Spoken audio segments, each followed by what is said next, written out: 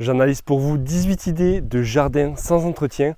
Et à travers ces 18 jardins sans entretien, on va voir également des plantes sans arrosage. Alors déjà, sachez qu'un jardin sans entretien, il y aura sûrement beaucoup de cailloux, beaucoup de minéral, avec souvent une toile de paillage dessous, donc une toile tissée, pour éviter que les mauvaises herbes viennent à pousser. Donc là, c'est le cas, donc on a beaucoup de gravier, pas mal de plantes, mais au niveau des plantes, donc ça reste très simple à entretenir. Là, ça sera une taille par an. Au niveau des graminées, il n'y a que des graminées quasiment. Mais celui-là, donc c'est vraiment un jardin aménagé pour le minimum d'entretien, avec beaucoup de gravier, pas beaucoup de plantes et surtout des plantes qui ne demandent pas énormément d'entretien. Donc voilà, comme des graminées que vous voyez un petit peu partout. Ici, là, on a une idée pas mal. Ça va être de mettre des plantes rampantes. On peut par exemple prendre du romarin rampant. Ça peut être du thym également. Et le fait que la plante vienne à coloniser l'espace, vienne à ramper, ça va éviter d'avoir des mauvaises herbes qui vont pousser, étant donné qu'il n'y aura plus de lumière donc pour que la mauvaise herbe vienne à pousser. Donc ça peut recouvrir un espace et avoir un jardin avec le minimum d'entretien. Et comme plante résistante, donc comme je vous ai dit, romarin rampant, du thym principalement, voilà, ça sera des plantes très résistantes. Ici pour cet aménagement, donc ça sera le numéro 3. Donc là, pour éviter tout entretien au niveau du gazon, ils sont venus faire un petit gazon synthétique. Là, vous êtes sûr, si c'est bien fait, qu'il n'y aura pas d'herbes donc ils vont venir pousser. Un petit massif de plantes, avec des plantes, on voit pas trop qu'est-ce que c'est. Là, il y a sûrement de la verveine. J'aperçois un petit peu, bon après c'est un petit peu flou. Ça reste donc très simple à entretenir. Une petite banquette en bois. Voilà, donc là c'était surtout pour l'aspect du gazon synthétique à retenir pour un jardin, donc sans entretien. Là, ça sera au niveau des plantes. Donc des plantes résistantes à la sécheresse.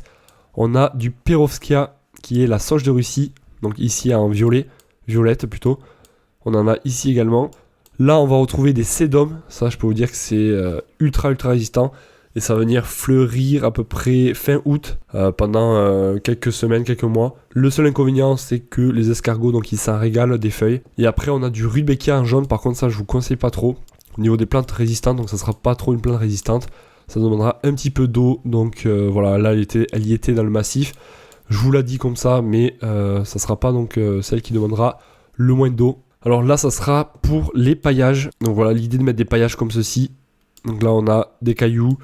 Toujours penser à mettre une toile tissée, malheureusement, voilà, c'est dommage, mais on est obligé de mettre quelque chose dessous. Donc une toile tissée assez épaisse si possible, du 100 grammes, donc 120 grammes par mètre carré, pour éviter que les mauvaises herbes viennent à pousser. Et après, au niveau des plantes, on va retrouver, je pense que ça va être des yucca ou des cordillines.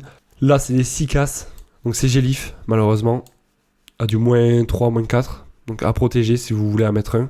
Voilà, donc ça restera très minéral pour ce genre de petit jardin. Alors là, on va avoir des plantes résistantes. Pareil, donc un gravier. En plante résistante, donc là au fond, le cyprès de Provence, ultra résistant. Des lavandes, bien sûr. Du Perovskaya derrière, on l'a vu tout à l'heure, donc la sauge de Russie. Tout ça, donc ça va être des agapanthes. Donc des petites agapanthes, c'est gélif, la partie aérienne, mais ça repart du pied. Donc si jamais vous n'êtes pas obligé de la protéger.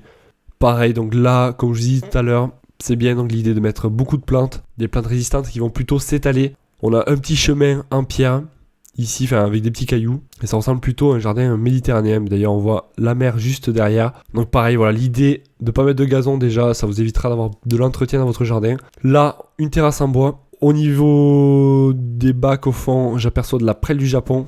Pareil, donc c'est très simple à entretenir. Quelques plantes par-ci par-là, mais c'est pas des grandes plantes, donc ils vont faire des pousses de 1 mètre. Là, on a des petites graminées, du gravier avec des dalles pour faire des pas japonais, pour accéder à l'abri de jardin. Donc là, ça sera au niveau de l'entrée. Ils sont venus donc mettre du gravier avec des yucca, ici, comme on peut apercevoir. Et là, je pense que c'est un jardin vraiment, je pense au fond de l'Espagne. D'ailleurs, on aperçoit des mandarines ici, donc oui, ça doit être un jardin bien sec. Alors ça, c'est pas trop un aménagement, mais l'idée est pas mal. Donc si vous avez par exemple un grand jardin, eh bien vous pouvez laisser pousser votre haie. Essayez quand même de mettre des plantes qui restent quand même assez compactes. Et pourquoi pas mettre même des arbres au milieu. Alors attention quand même, la limite donc c'est pour une plante de 2 mètres de haut, 2 mètres donc de distance entre la limite de propriété et votre arbre. Et pour des plantes donc par exemple une haie qui va faire 2 mètres de haut, que vous allez tailler à chaque fois à 2 mètres, il faudra compter 0,5 cm. Donc un demi-mètre entre la haie et la limite de propriété. Donc là, voilà, il a dû prévoir sûrement 2 mètres entre l'arbre et la limite de propriété derrière. Au moins, il est tranquille. Et après, pourquoi pas, voilà, tailler un petit peu sur les côtés. Mais sur le dessus, on n'est pas obligé forcément de tailler à chaque fois. Là, un petit jardin avec du gravier. Toujours donc le fameux gravier. Une dalle béton. Dessus, peut-être qu'il y a un carrelage. Donc, j'arrive pas à voir.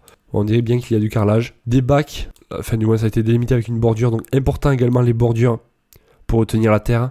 Pour pas avoir de la terre qui aille partout et qui se mélange avec le gravier. Donc, vous avez le choix entre des bordures plastiques, bordures métal, bordures bois même si c'est le bois, c'est peut-être pas le top. Donc là, par exemple, on a une bordure sûrement en métal. L'avantage du métal, c'est que vous en avez pour 100 ans, voire plus. Donc là, celui-là, je l'aime bien. On va retrouver des agapanthes, donc très résistantes à la sécheresse. Un olivier, des stipas au fond, également hyper résistants. Là, on a également des graminées, des goras au fond.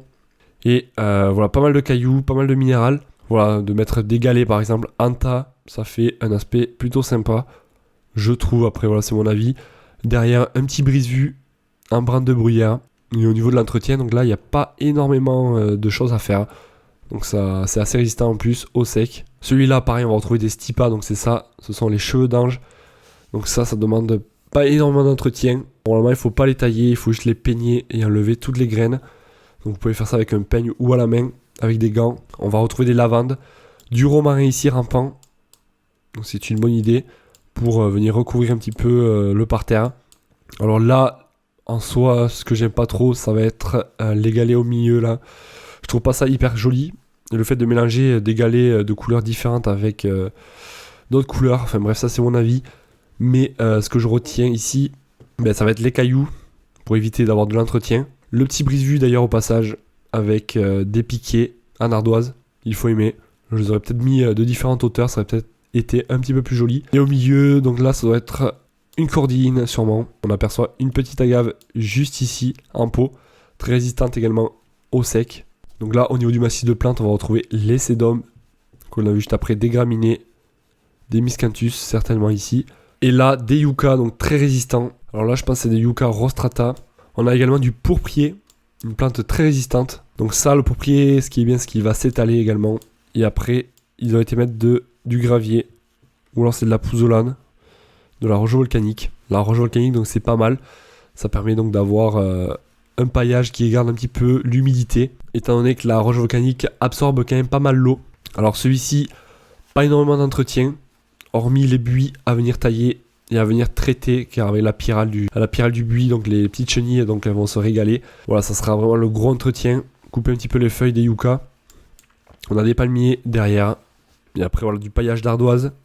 Ça peut être une solution, donc à condition de mettre toujours une toile dessous. Là, ça me fait penser un petit peu à un jardin méditerranéen, pareil, avec des lavandes. Alors, je sais pas si c'est du caillou ou des copeaux de bois. On dirait plutôt des cailloux. Donc, pareil, voilà, avec des cailloux partout. Ça évite d'avoir du désherbage à faire. Et si vous voulez mettre des copeaux de bois, par contre, ne mettez pas une toile tissée dessous. Mettez-y une bonne épaisseur de copeaux de bois.